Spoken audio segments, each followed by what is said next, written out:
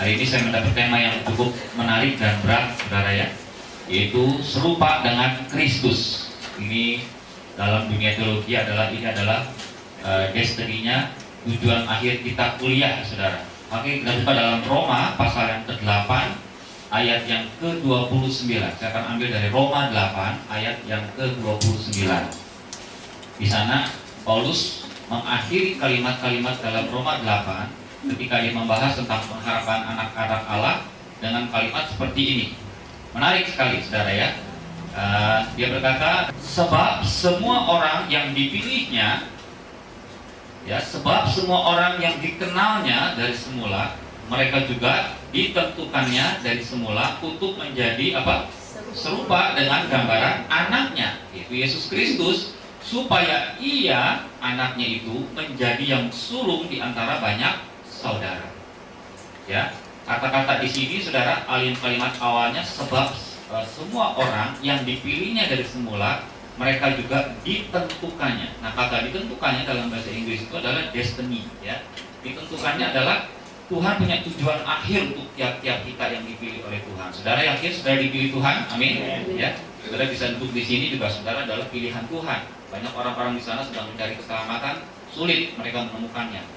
Saudara sudah dibukakan, nah saudara sudah dipilih sama Tuhan, cuma saudara mesti masuk ke dalam areal rencana Tuhan ini, ya. Destininya, tujuannya untuk saudara adalah untuk menjadi serupa dengan gambaran anaknya Yesus Kristus.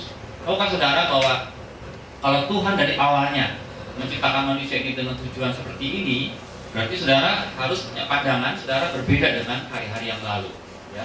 Saudara harus punya pandangan bahwa saudara tidak kebetulan lahir di suatu keluarga yang seperti sekarang ini, ya. Mungkin keluarga saudara itu bahagia, atau saudara keluarganya tidak bahagia, atau mungkin juga ada beberapa orang yang mengeluh kepada saya tidak punya bapak, tidak punya ibu yang baik.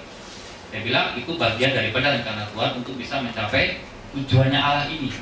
Karena Allah pikir orang yang seperti ini harus lahir di tempat itu untuk dibentuk, ya. Kedua, saudara juga mesti bersyukur untuk lingkungan saudara saat ini.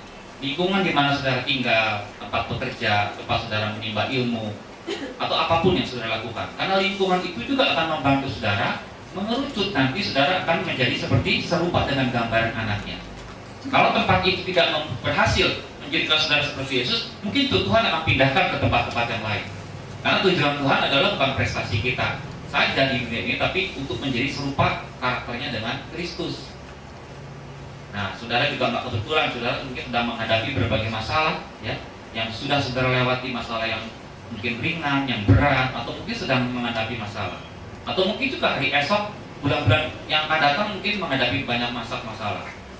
Saudara jangan kecewa, ya, jangan saudara itu curiga dengan Tuhan, karena itu semua membentuk kita menjadi seperti Kristus. Jadi apa saja saya mau katakan hari ini, apa saja Tuhan pakai untuk dia bisa berhasil menjadikan saudara serupa dan segambar dengan anaknya, ya. Nah, saudara menjadi seperti Kristus di Kristen sama di agama lain itu berbeda, ya. Saudara mesti tahu kalau di agama lain itu yang namanya kita menjadi seperti idolanya, kita meneladani idolanya atau meneladani tokoh-tokohnya, itu kita meniru seperti dia dengan kekuatan kita sendiri, karena mereka tidak mengenal roh yang di dalam mereka, ya.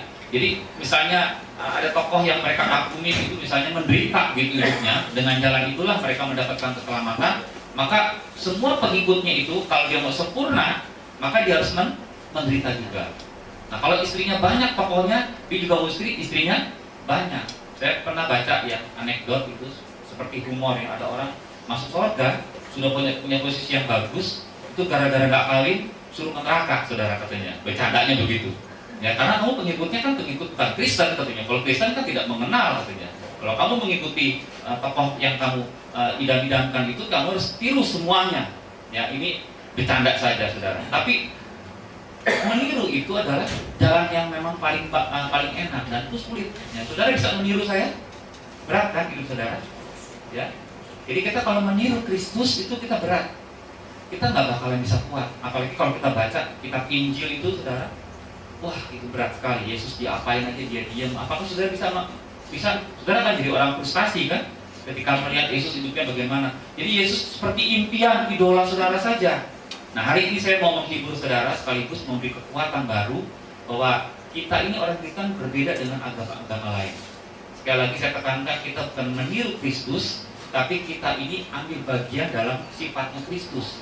Karena kita mengenal, setelah kita dilahirkan baru, kita mengenal ada yang masuk dalam diri kita. Amin, saudara ya. Jadi kita tidak jadi Kristen itu ikut-ikutan, ikut-ikut Kristus, tokoh yang kita idam-idamkan, bukan. Tapi Kristusnya kan pernah saudara coba undang dalam diri saudara, dan ada sesuatu yang masuk dalam diri saudara. Amin, saudara ya. Jadi saudara itu punya bekal, punya sifatnya, punya benih ilahi. Saya baca juga satu ketika saudara ada seorang Tionghoa ya menikah dengan seorang Tionghoa lain. Orang Tionghoa kan biasanya putih, ya matanya sipit, terus banyak rambutnya lurus, ya kebanyakan begitu. Nah, udah 5 tahun dia menikah, saudara punya anak, ya senang sekali. Biasanya kalau setahun dia nggak ada punya anak, 5 tahun itu cukup panjang tuh saudara bagi pengantin baru. Jadi setelah dia punya anak, saudara, tentu anaknya mau diberi nama dong, saudara ya.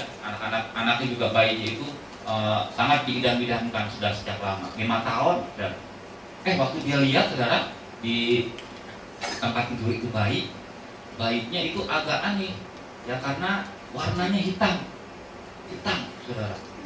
Terus keriting, katanya belum. Dia tanya susternya, suster, ini bayi siapa? Loh, bayi bapak. Bapak bisa lihat ya, ada nama bapak di situ dan ada nama ibu di pinggiran tempat dia tidur, saudara. Dan ada nama dokternya. Dokternya betul nggak pak? Betul. Dan di pergelangan tangannya ada nama bayi itu, yang dia juga sudah beri nama. Nah, kalau saudara jadi orang tua, saudara percaya nggak itu baik saudara? Kok hitamnya mah keriting belum? Ya, itu bisa ribut tuh orang tua. Kalau saya nggak akan percaya tuh. Kalau zaman sekarang kita mesti pakai tes itu ya, DNA ya. Oh itu jadi masalah itu. Ini mungkin ketukar tuh bagaimana? Atau malu mungkin main sama siapa ini? Karena kita nggak percaya. Ya dua-duanya Tionghoa, kok bisa lahir orang negro? Itu mujizat apa keajaiban atau memang itu salah naruh? Sama dalam Kristen juga sama. Ya kadang-kadang kita mereknya Kristen, pendetanya jelas, ya gereja juga jelas. Tapi saudara tiap hari datang ke gereja itu seperti saudara merasa asing ya. Saudara merasa saya bukan anaknya Tuhan ya kayaknya. Ya karena memang saya dilahirkan di kalangan Kristen aja pak. Saya juga ya gimana ya orang tua saya Kristen, kalau nggak jadi Kristen bagaimana? Ya dia nggak ngerti. Makanya saya tekankan kalau jadi Kristen pertama-tama saudara bukannya berkatnya dulu yang saudara raih, saudara mesti bergumul tentang yang namanya apakah saudara betul-betul lahir baru atau tidak. Ya. Saudara betul-betul ketika dibaptis, saudara ngerti gak? Ketika saudara dibaptis, saudara mau mati untuk hidup saudara, saudara mau hidup baru untuk Tuhan. Saudara betul gak? Yakin bahwa Yesus sudah mati untuk saudara, untuk itu kalau saudara terima dia dalam hidup saudara. Karena itu bukan soal ritual-ritual dalam agama Kristen, itu persyaratan masuk surga kan itu, saudara. Ya Alkitab kita mengatakan kita kan seperti Kristus sama, artinya bukan hanya sifatnya, lahir barunya juga sama. Yesus dilahirkan oleh Roh Kudus, saya tahu. Ya, bukan oleh hubungan daripada bapak dan ibu. Ya, dalam Yohanes juga dikatakan bahwa saudara dan saya juga ketika kita terima Yesus, kita diperanakan ya secara ilahi dan kita lahir baru juga. Nah, saudara ketika saudara lahir baru, Alkitab mengatakan dalam Yohanes 3 bahwa saudara itu punya benih ilahi. Ya, amin, saudara. Benih ilahi ini adalah kekuatan dari dalam, ini DNA, saudara. DNA-nya. Jadi ketika Tuhan melihat, dia tidak melihat perbuatan saudara, dia tidak melihat karakter saudara dulu, tapi dia lihat DNA-nya dulu. Baik seperti itu, saudara. Kalau dia memang bayinya betul-betul warnanya sama, rambutnya sama, matanya sama, pasti baik. Banyak yang nggak benar, betul nggak? Dia nangis pada waktu malam, dia nggak tahu aturan. Banyak bayi-bayi nggak tahu aturan. Waktunya tidur dia makan, ya. Waktunya dia harus istirahat, dia main dan sebagainya. Tapi mesti diajar. Tapi kalau memang DNA-nya sudah jadi dari DNA orang tua, minimal sifat-sifatnya akan diwariskan ke dalam bayi itu. Nah, saudara mesti yakin hari ini bahwa saudara punya benih ilahi. Ya, jadi saudara mesti nanti pulang ke rumah mesti bercermin. Ya, walaupun saya masih jelek karakternya, jelek-jelek begini saya anaknya Tuhan Yesus. Amin, saudara ya. Saudara mesti berkata bahwa saya ini punya benih ilahi, punya kekuatan yang luar biasa. Siapa bilang saya lemah, saya kuat seperti Kristus. Jadi benih ilahi yang pernah menang, saudara, roh yang pernah menang yang dalam diri Yesus itu ada dalam diri saudara juga. Nah, saya akan coba lingkupi saudara. Saya akan buat sedikit tentang bagaimana kita bisa melihat karakter Kristus dalam Filipi pasal yang kedua, saudara. Karena kalau sifat Kristus saya baca di Alkitab itu banyak sekali, ya, baik di surat-surat maupun di Injil-Injil kita bisa belajar. Tapi saya akan perkecil, saudara, lingkupnya itu hanya dari Filipi pasal yang kedua, ayat yang kelima, 6, 7, 8. Kenapa saya ambil Filipi 2? Karena disinilah Tuhan nanti akan memberi kesempatan kepada saudara untuk ditinggikan seperti Yesus, untuk dipromosikan oleh Tuhan. Dalam ayat yang kelima, saudara, Filipi pasal yang kedua dikatakan begini: hendaklah kamu dalam hidupmu bersama menaruh pikiran dan perasaan yang terdapat juga dalam Kristus Yesus, yang walaupun dalam rupa Allah tidak menganggap kesetaraan dengan Allah itu sebagai milik yang harus dipertahankan, melainkan yang telah mengosongkan dirinya sendiri dan mengambil rupa seorang hamba dan menjadi sama dengan manusia, dan dalam keadaan sebagai manusia ia telah merendahkan dirinya dan taat sampai mati, bahkan sampai mati di salib, di kayu salib. Ayat yang 9, itulah sebabnya Allah sangat meninggikan dia, mempromosikan dia, baik di dunia ini maupun pada waktu dia pulang ke surga. Saudara, ada 3 karakter, saudara, yang keluar dari ayat 5 sampai dengan yang ke-8 ini yang saya lihat. Saya coba peras ayat ini supaya menjadi intisarinya, ya. Katakan di dalam ayat yang kelima, hendaklah kamu dalam hidupmu bersama menaruh pikiran dan perasaan yang terdapat juga dalam Kristus Yesus. Inti ayat ini adalah supaya kita punya perasaan dan pikiran seperti Kristus, yaitu menjadi hamba, ya, menjadi doulos. Nah, saya akan kupas sedikit, ya. Ada 3 sifat doulos atau sifat hamba yang ada dalam diri Yesus yang saudara juga mesti nempel dalam kehidupan saudara. Ayat yang ke-6 dikatakan begini, pertama-tama soal kerendahan hati, ya. Ayat yang ke-6 dikatakan yang walaupun dalam rupa Allah, artinya tidak menganggap kesetaraan dengan Allah itu sebagai milik yang harus dipertahankan. Yang pertama-tama saya mengambil dari ayat ini adalah Yesus itu sifatnya rendah hati. Orang rendah hati itu sulit tuh, jarang kita ketemu orang rendah hati, ya. Kalau orang itu di budayanya itu kayak merendah banyak, tapi orang yang rendah hati, tulus, saudara, sejati itu sulit ditemui. Saya gampang ngetesnya, ya. Kita hina aja saudara, nanti dia akan rendah hati apa tidak, betul? Ngetes orang rendah hati itu gampang. Saya juga bisa. Siapa yang rendah hati di sini? Yang tunjuk tangan itu yang paling sombong, betul nggak? Ya. Jadi sulit. Rendah hati itu sebenarnya gampang-gampang sulit. Ya. Saya juga belum sempurna rendah hati, ya. Nah, tapi Yesus dikatakan ayat yang ke-6, yang walaupun dalam rupa Allah, walaupun dia posisinya Allah, saatnya itu Allah. Kalau dipotong, di black itu saudara, dia itu saatnya itu Allah, ya, bahan mentahnya itu Allah, tapi tidak menganggap kesetaraan dengan Allah itu sebagai milik yang harus dipertahankan. Jadi definisi rendah hati di sini muncul saudara dengan kalimat saya begini: walaupun dia hebat, dia tidak merasa diri dia hebat. Kalau rendah hati kan begitu. Dia tidak menganggap diri dia hebat, walaupun dia itu sebenarnya hebat. Dia tidak menganggap diri dia itu Allah, walaupun dia sebenarnya adalah Allah. Dia tidak pernah menganggap diri dia itu Allah di dunia ini. Makanya banyak kritikus menganggap dia nggak pernah ngomong diri dia Allah, ya karena dia sedang merendahkan diri. Pada waktu di sorga lain kisahnya. Pada waktu 33,5 tahun tidak pernah terucap, ya, dia ngomongkan akulah Allah, kan tidak begitu kan? Makanya orang-orang saksi Yehova menuding, nggak pernah dia nyebut dirinya Allah. Dia bukan Allah, dia ciptaan yang awal.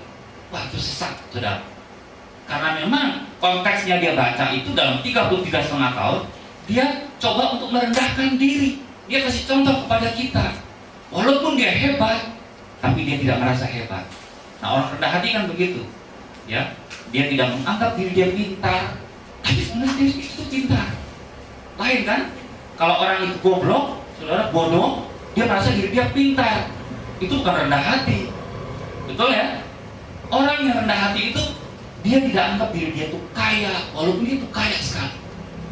Dia tidak menganggap diri dia itu adalah cantik, ganteng, walaupun kenyataannya dia itu cakep. Kan kadang-kadang orang Indonesia itu lain sama orang Barat, ya. Kalau dipuji, kamu tuh cantik sekali katanya.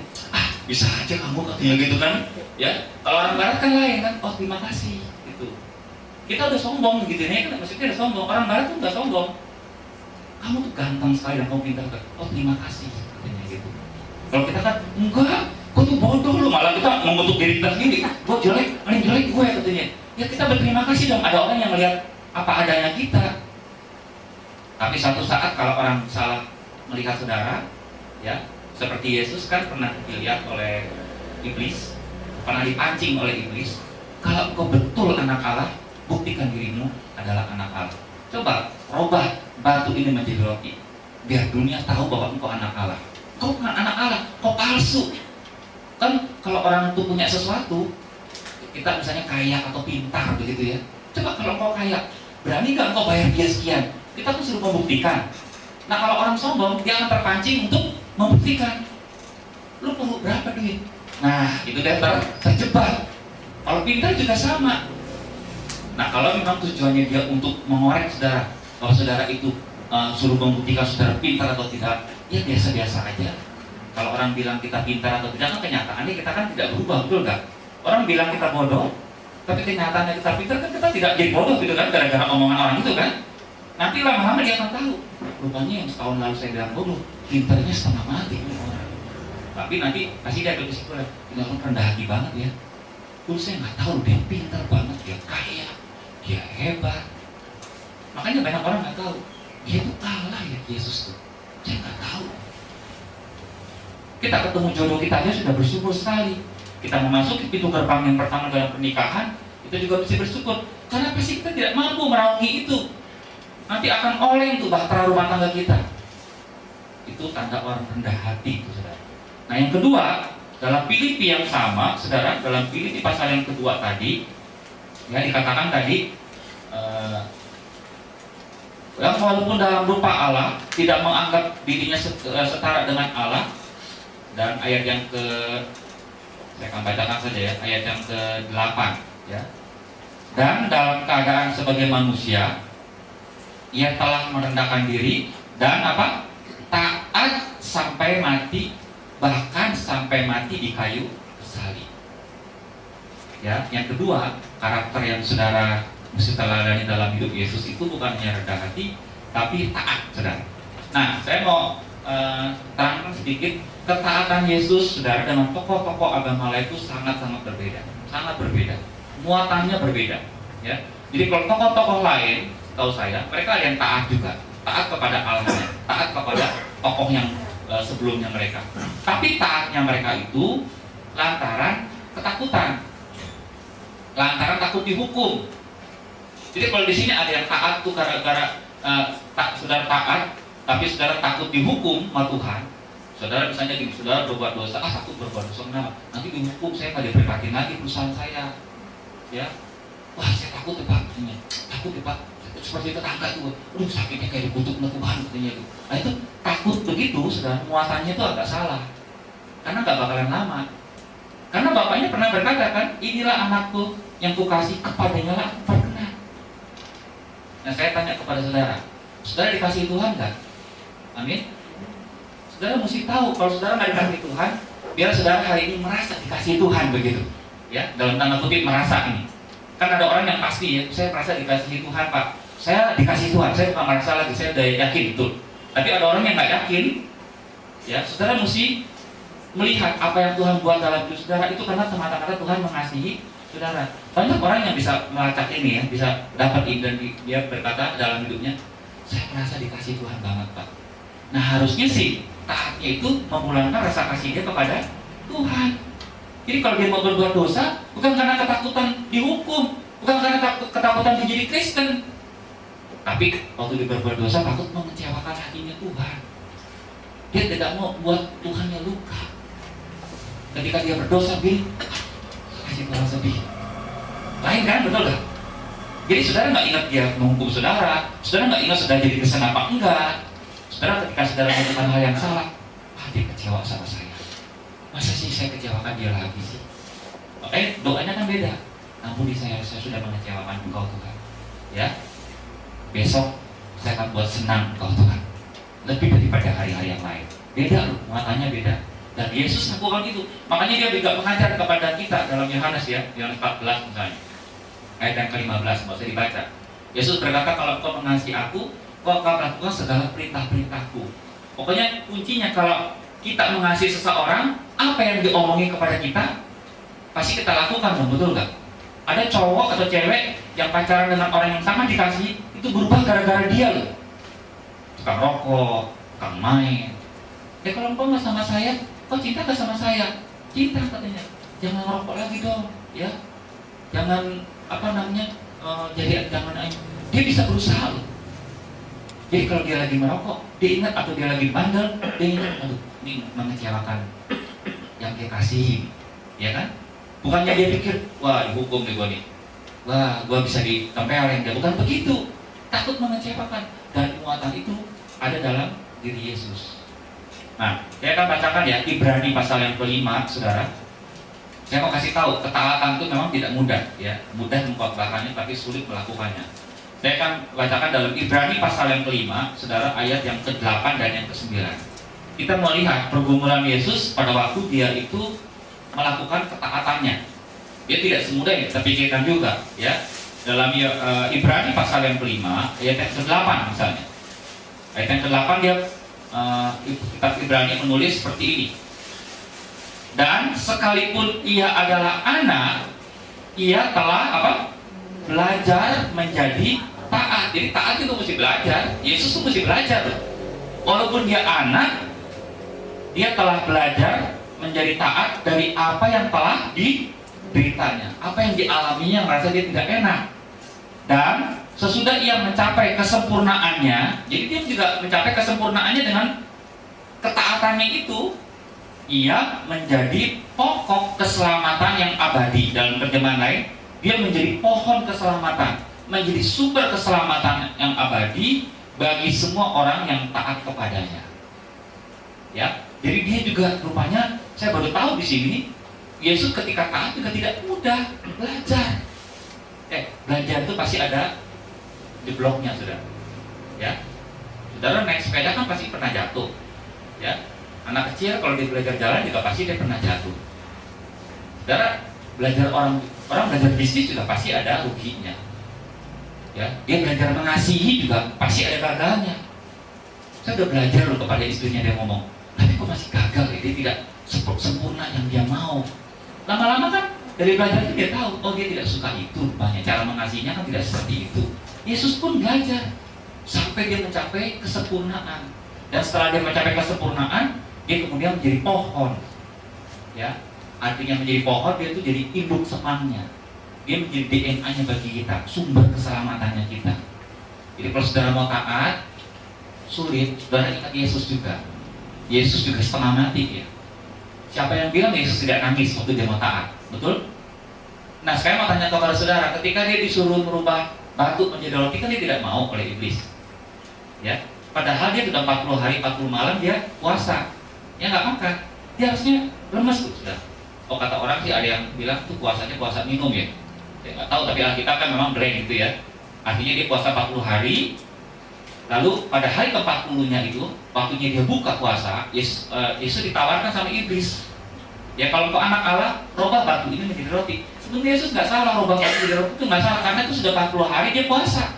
Persiapannya kok pelayanan. Nggak ada dosanya, nggak ada hukumnya. Ada nggak dosa?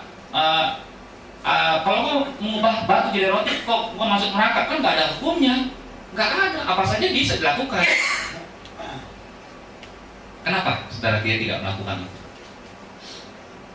Nggak mau, karena yang suruh itu bukan Bapak. Coba kalau Bapak bisikin ke Yesus, sudah 40 hari, ubah batu jadi roti, dia ubah tuh, betul? Yang juru siapa?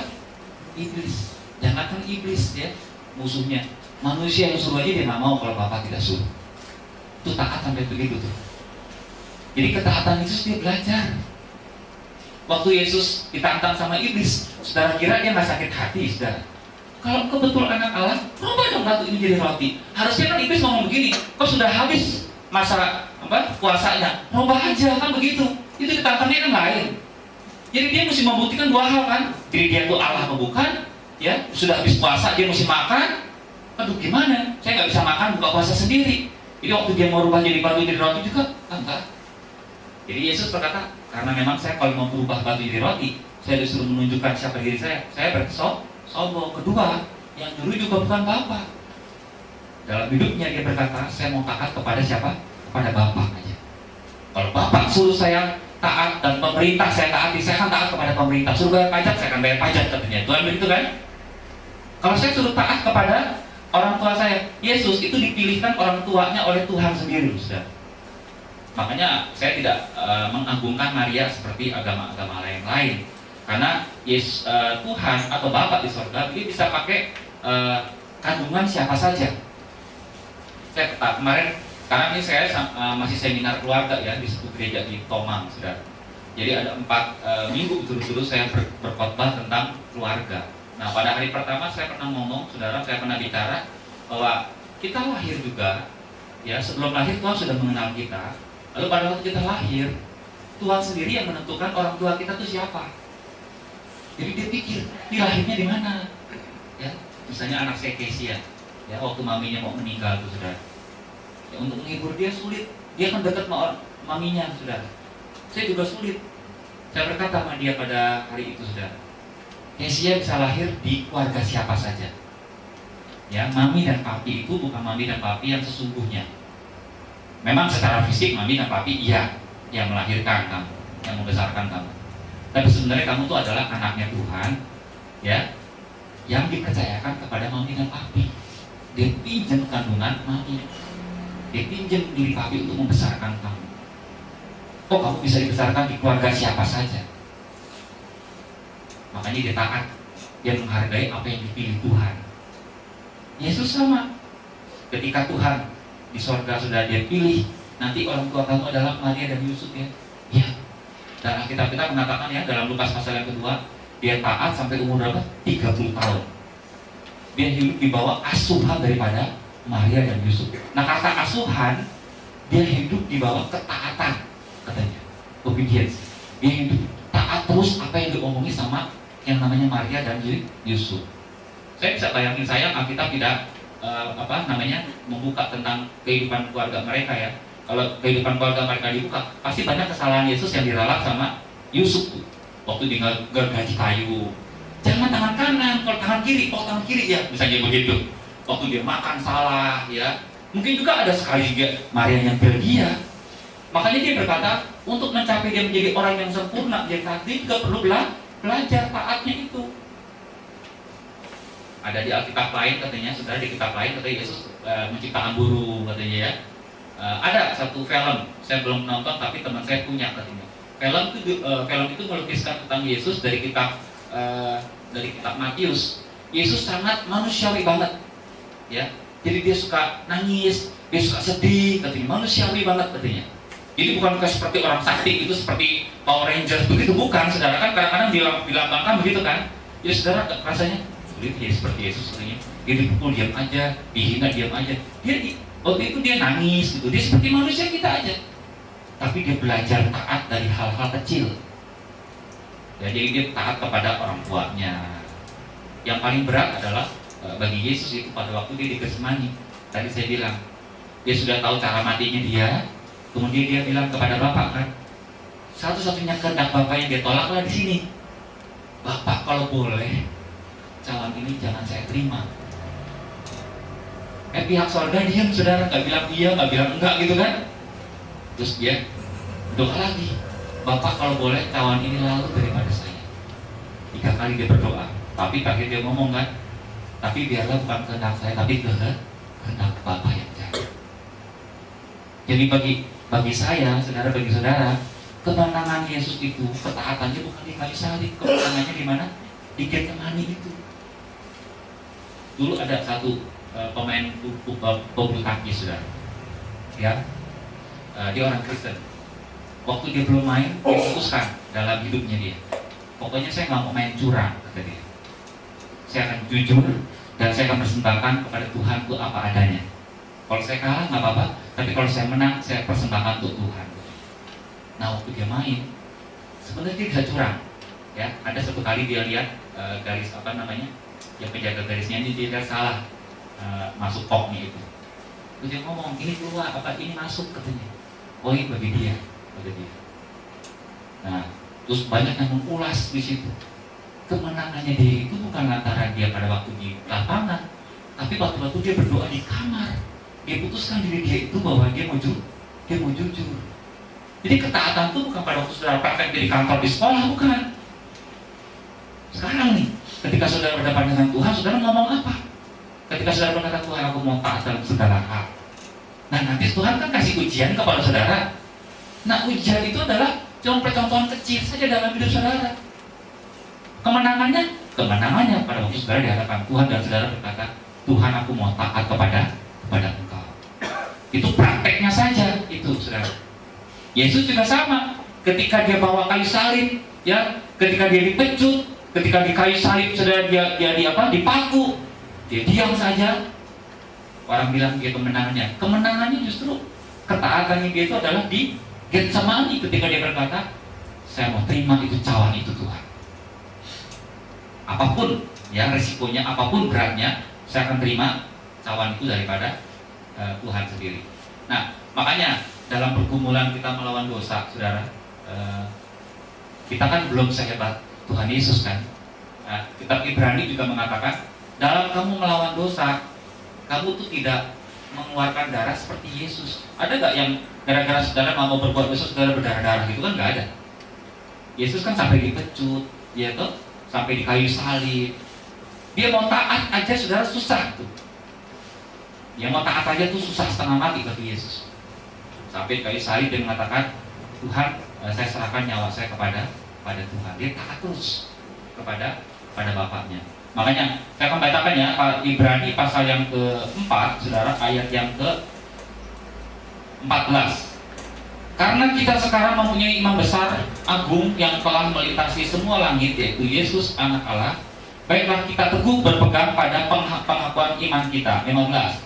Sebab imam besar yang kita punya bukanlah imam besar yang tidak dapat turut merasakan kelemahan kita, melainkan sebaliknya sama dengan kita, ia telah dicobai hanya tidak berbuat dosa. Jadi ketika saudara menghadapi kesulitan untuk ketaatan saudara, dia tahu. Ya ketika saudara coba mengampuni orang saudara susah, dia juga tahu karena dia juga pernah mengalami ini. Cuman katanya bedanya dengan saudara gagal, dia nggak pernah gagal.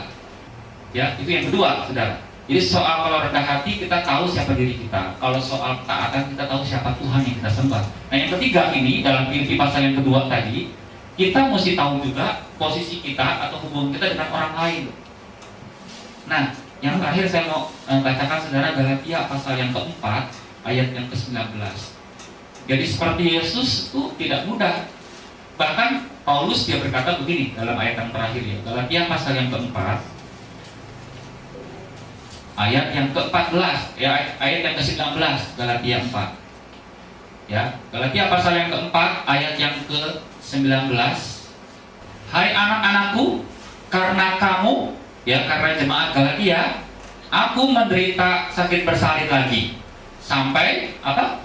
Rupa Kristus menjadi nyata di dalam kamu. Bagi Paulus, menjadikan orang seperti Kristus itu sama sakitnya, susahnya seperti orang yang mau melahirkan, kata dia. Jadi kalau dia mau ada jemaat satu, wah bandel banget jemaat. Dia gembalakan, dia khotbahkan, dia doakan katanya. Itu kadang-kadang orangnya juga ngomel kepada dia, ya kan? Melayani itu gak gampang loh. Mesti doa banyak untuk Pak Syunandar, saudara. Melayani itu gak gampang.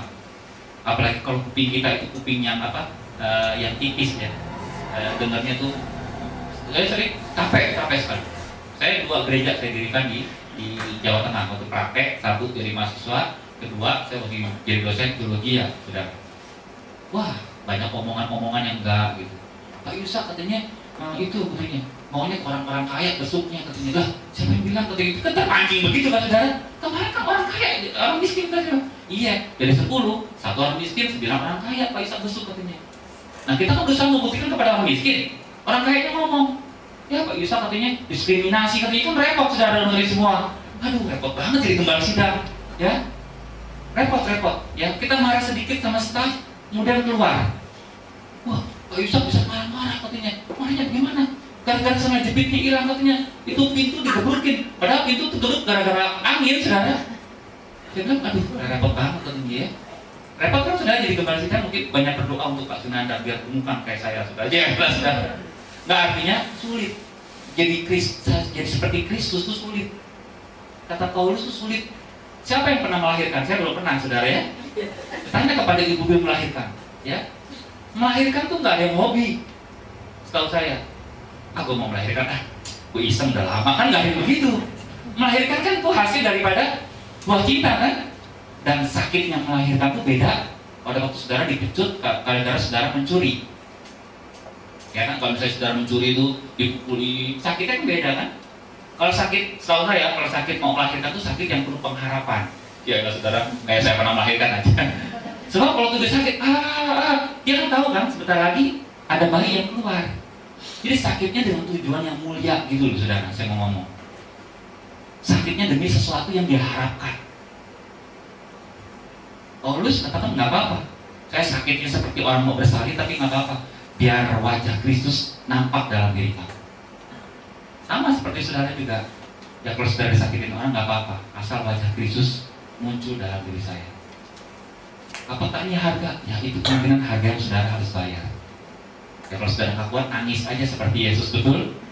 Datang ke kamar, Tuhan saya nggak kuat. Ya saya juga pernah nggak kuat. Gitu. Ya udah, kamu pelinggang dulu, apa-apa. Nanti saya akan kasih kekuatan kepada kamu. Saudara ingat, DNA saudara itu DNA sama seperti Kristus yang sudah menang. Amin. Jadi agama lain tidak mengajarkan ini. Mereka tidak akan persis seperti tokohnya mereka. Nggak akan bisa. Ya kalau kawin istrinya banyak, gampang dong. Kalau soal menderita fisik juga gampang bagi saya. Tapi soal ketulusan hati, rendah hati yang tadi saya kasih tahu, taat karena kita mengasihi bapaknya, ya toh, kepentingan orang banyak kita lakukan, itu sulit setengah hati. Nah, saya mau akhiri kalimat saya terakhir begini. Tujuan Tuhan ciptakan kita di dunia atau hidup di dunia adalah bukan saudara supaya hidup lebih nyaman. Kan banyak orang nyari kenyamanan kan, dia sudah kaya, jadi kaya lagi, dia punya posisi sekarang supervisor, dia menjadi manajer, menjadi direktur utama, bahkan dia menjadi ownernya, ya. Saudara sudah punya mobil satu, saudara mau punya mobil dua, kalau bisa punya helikopter gitu kali ya. Apa saja, ya, kita mau hidup nyaman. Hidup nyaman itu memang kesempatan. Makanya nanti kapan-kapan saya mau khotbah ya. Kalau terpaksa saya kaya begitu saudara, ya, karena saya ditakdirkan destininya untuk memberi kepada orang banyak. Kalau terpaksa saya bisa kaya, ya saya akan berikan kepada orang banyak. Jadi kekayaan bukan target. Jadi Tuhan tidak pernah mengatakan di Alkitab di sini saudara, ya, bahwa saudara itu destininya Tuhan itu, saudara, tujuan akhirnya saudara kepada saudara adalah untuk kenyamanan hidup, tidak ada. Tujuan akhirnya adalah seperti Kristus. Puji Tuhan, kalau Tuhan pilihkan tempat saudara perusahaan saudara, tempat saudara ngajar, tempat saudara hidup nyaman, puji Tuhan. Karena Tuhan tahu dengan cara itu saudara bisa bersyukur dan seperti Yesus. Tapi kalau saudara lupa tujuan destiny saudara di dunia, Tuhan akan pindahkan tempat yang nyaman itu dan dia akan ganti dengan tempat yang tidak nyaman, supaya saudara tahu bahwa hidup di dunia itu tujuannya bukan itu. Makanya saya mau akhiri kalimatnya begini ya, Tuhan lebih tertarik, jangan kaget, Tuhan nanti lebih tertarik kepada perubahan karakter saudara daripada apa yang saudara lakukan dalam pekerjaan saudara dalam hidup ini. Nanti kalau saudara berdoa yang minta posisi lebih tinggi lagi tempat saudara kerja sekarang, kadang-kadang Tuhan jawab. Karena dia punya pertimbangan, kemungkinan dia bisa seperti Yesus di posisinya sekarang. Tapi kalau Tuhan pikir dia malah tambah kacau di sana, dia tidak akan jawab doa saudara. Amin. Dia lebih tertarik kepada perubahan karakter saudara daripada apa yang saudara kerjakan. Kalau perlu, seperti Ayub, ada beberapa yang diambil supaya saudara lulus seperti Kristus, sempurna seperti Kristus. Saudara, kalau saudara sedih, banyak masalah, ingat tujuan akhir saudara adalah menjadi seperti Kristus. Makanya saudara berdoanya kan, Tuhan, aku belum selesai. Ya. Kalau saya lagi lemah begitu saya ngomong, Tuhan sabarlah, aku belum selesai. Ya, seperti Kristus. Mau apain terserah.